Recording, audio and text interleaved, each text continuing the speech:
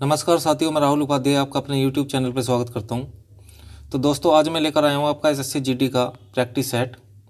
ये practice set नहीं है, बल्कि ये प्रीवियस ईयर का पेपर है। 6 मार्च 2024 में पूछे गए थे। जितने भी ये सवाल देखो, 20 क्वेश्चन है हिंदी के, और टारगेट है इसमें हमारा 20 का 20। आप इसे जो है पूरा कर लेंगे, क्योंकि बहुत ईजी सवाल आते हैं यहाँ पर। ठीक है, यहाँ ऐसा नहीं है कि प्रॉपर व्याकरण पूछी जाती है, यहाँ पर याद करने वाली चीज़ें होती हैं जो बहुत ही आसान हिंदी आती है। इसमें हर बच्चा 20 में से 20 कर सकता है।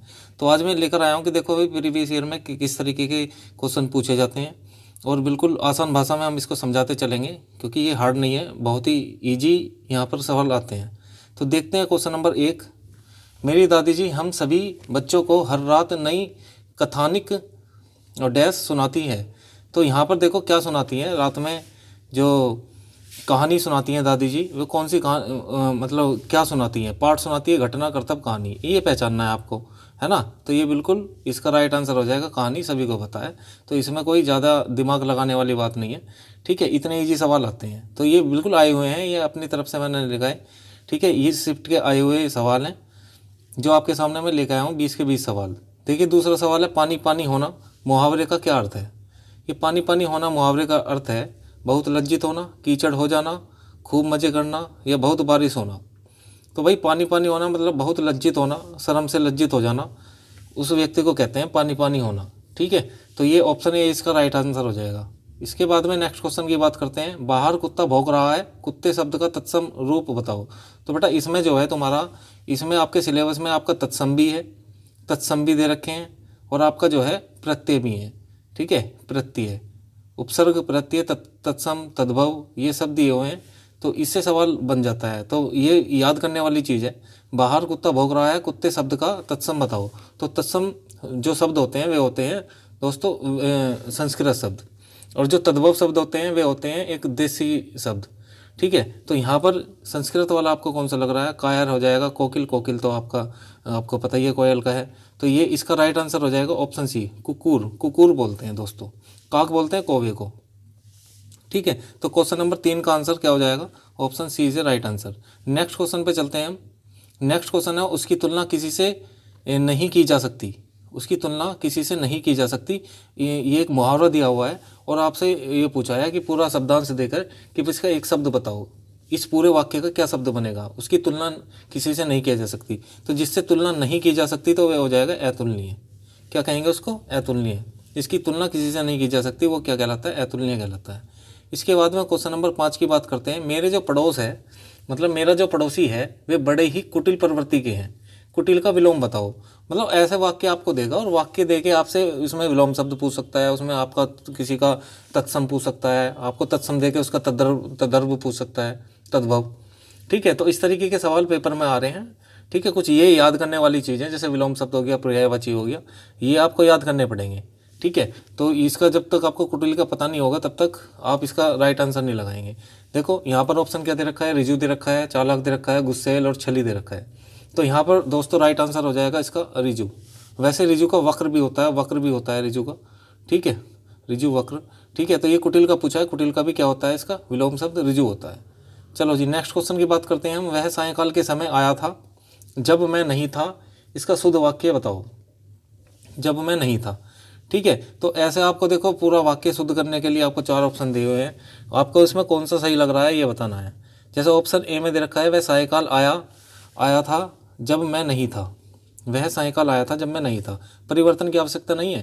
क्या तुम्हें लग रहा है कि जो क्वेश्चन दे रखा है इसमें परिवर्तन की आवश्यकता नहीं है? ठीक है, तो फिर ऑप्शन ए बी हो जाएगा। वह सायंकाल के समय आया था जब मैं नहीं था, तो इसमें ये बताना है, वह सायंकाल के समय आया था जब मैं नहीं था। वह सायंकाल को आया था जब मैं नहीं था, बताओ कौन सा इसमें सही लग रहा है? तो वह सायंकाल आया था जब मैं नहीं था, ऑप्शन ए से राइट आंसर हो जाएगा इसका।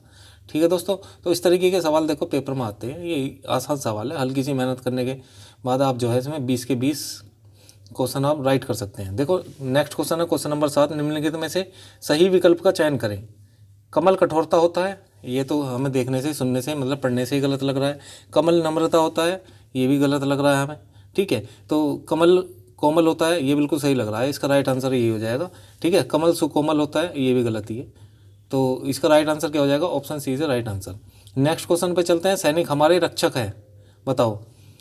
क्या आपने इस तरीके से लिखा हुआ देखा है रक्षक? तो इस पर अंडरलाइन करके इस तरीके से देगा आपको और आपसे पूछेगा कि बताओ इसके स्थान पर इसकी शुद्धवर्तनी क्या होगी। तो ऑप्शन ए में ये रसक लग रहा है, ठीक है। ऑप्शन बी रक्षक, देखो इस तरीके से रक्षक बनता है, तो इसलिए इसका राइट आंसर क्या हो जाएगा? रक्षक। बाकी ये ऑप्शन भी गलत है और ये ऑप्शन भी गलत है, ठीक है।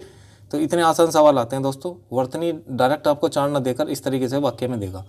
नेक्स्ट क्वेश्चन की बात करते हैं, क्वेश्चन नंबर 9। राजस्थान में बाढ़ आ गई, इसमें बाढ़ का विलोम शब्द बाढ़ का विलोम शब्द बताओ।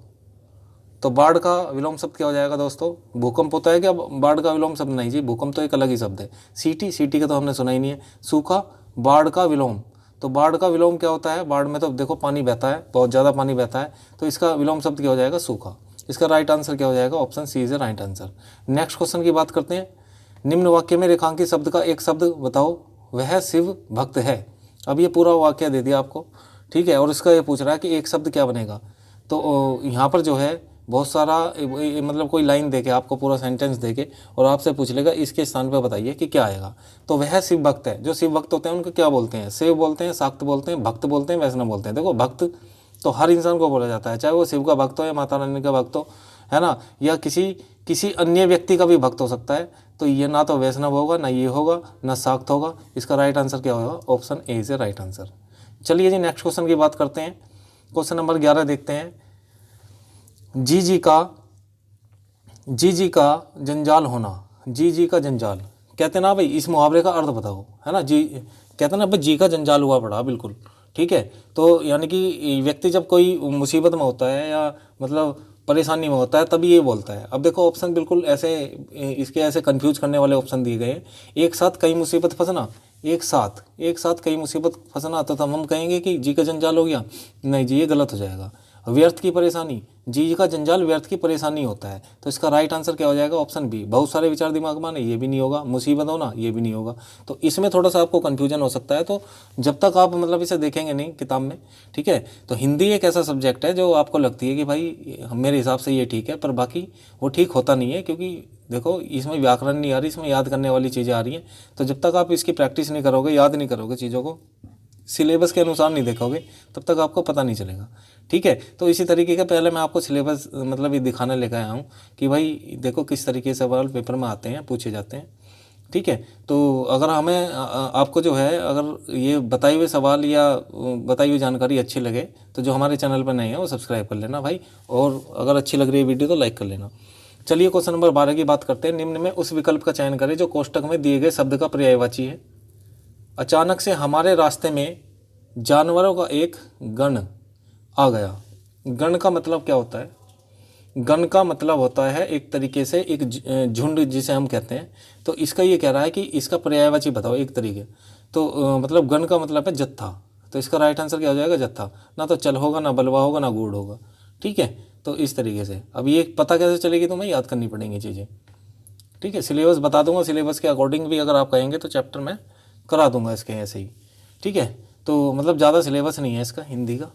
क्वेश्चन नंबर 13 की बात करते हैं। निम्न में उस विकल्प का चयन करें जो रिक्त स्थान के लिए सही पुल्लिंग रूप हो। पुल्लिंग रूप है, ठीक है। तो यहाँ पर डैश में आएगा कोई पुल्लिंग रूप। हमारे पड़ोस में एक बड़े ही डैश व्यक्ति रहते हैं।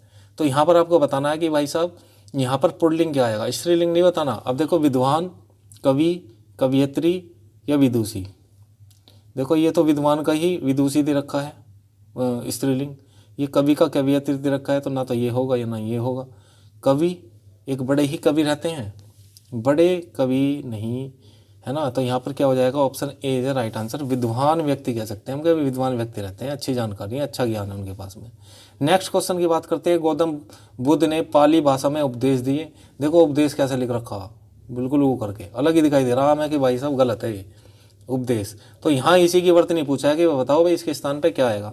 उपदेश आएगा, आदेश आएगा, उपदेश आएगा या उपदेश आएगा। तो option A is right answer. इसमें ए ऑप्शन ही हमें आपको दिखाई दे रहा है, ठीक है।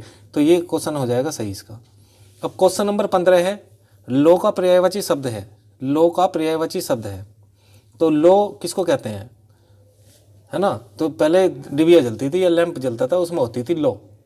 तो जैसे ये करते थे भाई, ऊपर नीचे को करते थे लालटेन वाला, ठीक है। तो उसमें लो होती थी, पहले डिबियाओं में लो होती थी, है ना। अब तो खैर कहाँ देखने को मिल रही है।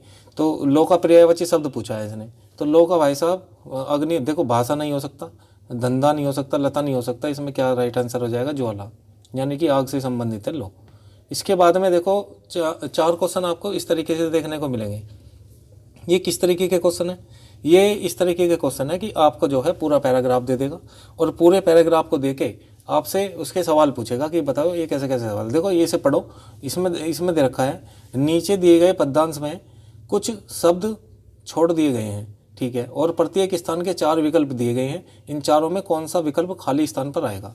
अच्छा जी, ठीक है। अब यहाँ पर देखो ये क्या कह रहा है, ये कह रहा है IIT के कानपुर ने दावा किया कि उसके पास दिल्ली में क्लाउड सीडिंग के जरिए बारिश कराने। अब भाई साहब यहाँ पर पहले में देख लेते हैं कि इसमें क्या आएगा। तो रिक्त में पहले में बताना क्या आएगा, तो पहले में आएगा राहत अनुप्रयोग बादल कृत्रिम। तो आपको क्या करना है, तो यहाँ से पढ़ना है दिल्ली में क्लाउड सीडिंग के जरिए राहत बारिश कराने, नहीं राहत में नहीं जम रहा, अनुप्रयोग बारिश कराने ये भी नहीं जम रहा, बादल बारिश कराने, बादल से बारिश क्या है, बादल से तो भगवान बरसता है, तो मतलब जो इंसान बारिश करवाएगा वो किस रूप से करवाएगा, कृत्रिम।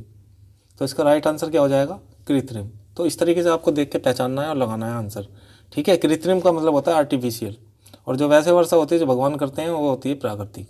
इसके बाद में नेक्स्ट क्वेश्चन पे चलते हैं हम। क्वेश्चन नंबर 17 आप देखो इसमें पूरा प्रॉपर तरीके से दिखाई दे रहा है, ठीक है।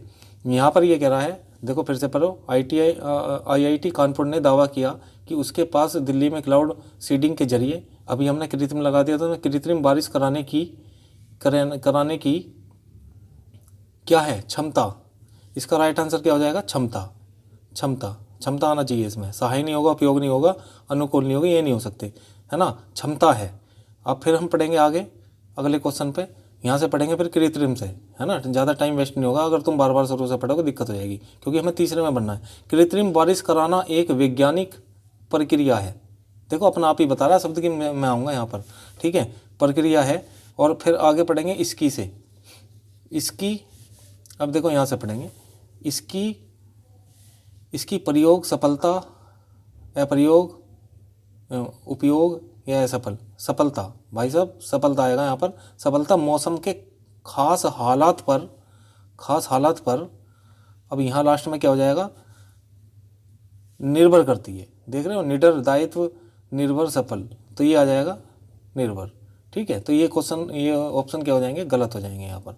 तो ये आपके जो है ये 20 सवाल थे जो मैं आपके सामने लेकर आया, और ये सारे टोटली सिलेबस से हैं, मैंने अपने पास से कोई नहीं रखे। ये जो है आए हुए सवाल है पिछली शिफ्ट में, ठीक है। तो पिछली शिफ्ट में कौन सी शिफ्ट में आए हुए हैं मैंने लिख भी दिया है, ठीक है। अपने पास से कोई भी एक वर्ड इसमें ऐड नहीं हुआ है, ठीक है। पूरा प्रॉपर तरीके से यही सिलेबस है आपका। इसमें सिलेबस में है कुछ नहीं, इसमें व्याकरण में सिर्फ एक संधि और आपका जो है क्रिया का टॉपिक दे रखा है, बाकी सारी चीज़ें याद करने वाली है, ठीक है। तो अगर आप कहोगे बोलोगे तो ये भी टॉपिक आपको करा देंगे। इसका ज़्यादा सिलेबस नहीं है, 15 दिन का सिलेबस, मतलब एक तरीके से आप अगर एक क्लास डेली भी लेंगे तो 10-15 दिन में आप इसको पूर्णतः कर सकते हैं। लेकिन सबसे ज़्यादा क्या होनी चाहिए, सबसे ज़्यादा चाहिए हमें भाई साहब प्रैक्टिस जब तक नहीं करोगे, जब तक ये पेपर में पूरे भी सही नहीं होंगे। आपको लग ही रहा है कि मैं हिंदी ईजी है, बिना पढ़े बिना याद करे, क्योंकि याद करने वाली चीज़ देखो इसमें वर्तनी भी आ रही है, उपसर्ग भी आ रहे हैं, प्रत्यय भी आ रहे हैं, पर्यायवाची भी आ रहे हैं, मुहावरे भी आ रहे हैं, ठीक है। तो जब तक ये पूरा नहीं होगा, ठीक है दोस्तों। तो उम्मीद है मुझे कि आपको ये वीडियो अच्छी लगी होगी। अगर अच्छी लगी है तो प्लीज़ लाइक करें, दोस्तों को शेयर करें, और जो नए हैं वो चैनल को सब्सक्राइब कर लें इस तरीके की वीडियो पाने के लिए। तो धन्यवाद, जय हिंद।